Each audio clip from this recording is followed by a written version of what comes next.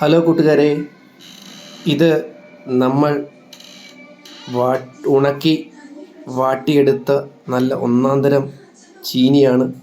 തേങ്ങയൊക്കെ ചതച്ച് ചേർത്ത നല്ല ഒന്നാന്തരം വാട്ട് കപ്പ പാത്രത്തിലാക്കി വെച്ചിട്ടുണ്ട്.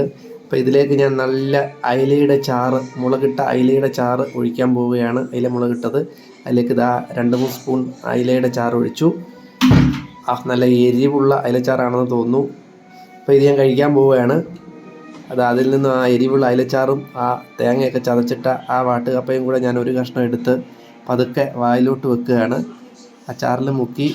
അപ്പോൾ ഇപ്പം തന്നെ എൻ്റെ വായിൽ വെള്ളം വന്നു.